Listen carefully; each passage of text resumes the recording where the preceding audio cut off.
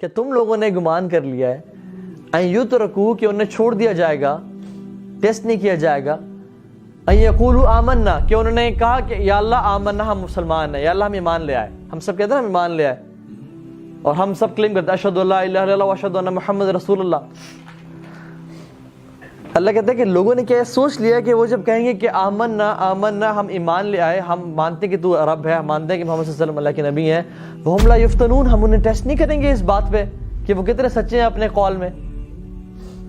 اللہ کہتے ہیں وَلَقَدْ فَتَنَّ الَّذِينَ مِن قَبْلِهِمْ ہم نے بے شک پچھلے لوگوں کو آزمایا تھا. فَلَيَعْلَمَنَّ الَّذِينَ صَدَقُوا تاکہ اللہ تعالیٰ جانے کہ تم میں سے سچے کون ہیں اپنے کلیم میں. وَلَا يَعْلَمَنَّ الْكَاذِبِينَ اور اللہ تعالیٰ جان لے کہ تم میں سے جھوٹے کون ہیں اپنے کلیم میں. So talk is cheap. Talk is cheap. We have to walk the talk.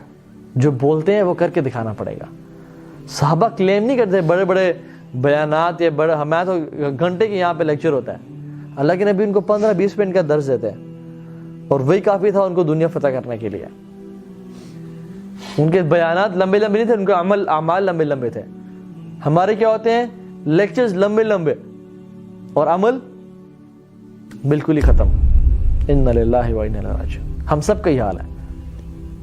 آپ کا مجھے نہیں پتا, میرا تو یہ حال ہے کہ ہمارے اعمال بہت کمزور اور ہماری باتیں بہت بڑی بڑی. سو اللہ تعالیٰ آزمائے گا ان لوگوں کو جنہوں نے کلیم کیا اور اللہ تعالیٰ ان کو ٹیسٹ کرے گا کہ یہ بندے کتنے سچے ہیں اس کلیم میں. امام شیخ البانی رحمہ اللہ کہتے ہیں کہ طریق اللہ طویل, اللہ کا جو راستہ ہے بڑا لمبا ہے, بڑا لمبا ہے اور ہم لوگ کچھوے کی سپیڈ سے چل رہے ہیں.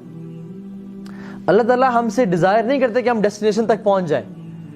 What he desires is کہ ہم اسی راستے پر مریں, اس سے ڈسٹریکٹ ہو کے نہ مریں, اسلام پہ ہی مریں,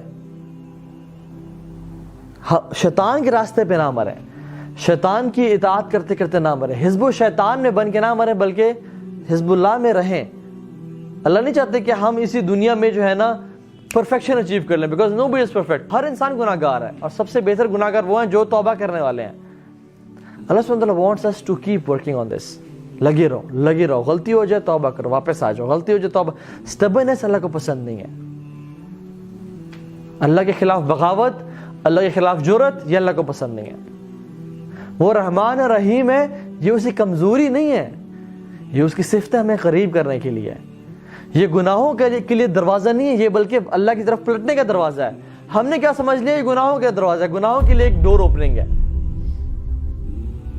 جی اللہ بڑا رحمان رحیم ہے, جی کر لیں گے, وہ معاف بخشنے والا ہے, جی جان دو جو کرنا ہے کرو.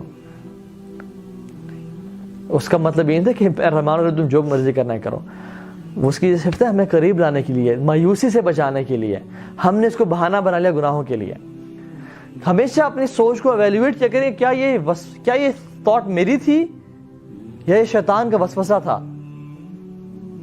اگر یہ تھاٹ نیک تھی, ٹھیک تھی تو الحمدللہ, لیکن اگر یہ شیطان کا وسوسہ تھا, کیونکہ شیطان آپ کو ہاتھ سے نہیں پکڑتا. کبھی کسی کو پکڑا کہ نہیں تو آج نماز پہ نہیں جائے گا, تو آج بیٹھا ہے یہیں پہ, تو جا کے دکھا, اور آپ کوشش کر رہے ہیں اور آپ کا ہاتھ جو رکا ہوا ہے, کبھی ایسا نہیں ہوتا.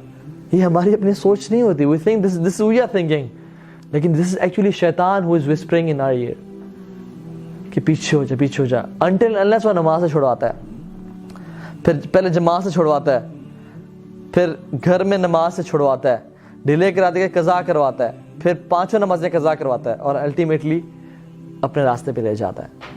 تو he is very patient in his actions. slowly and gradually ہمیں ڈسٹریکٹ کرتا ہے.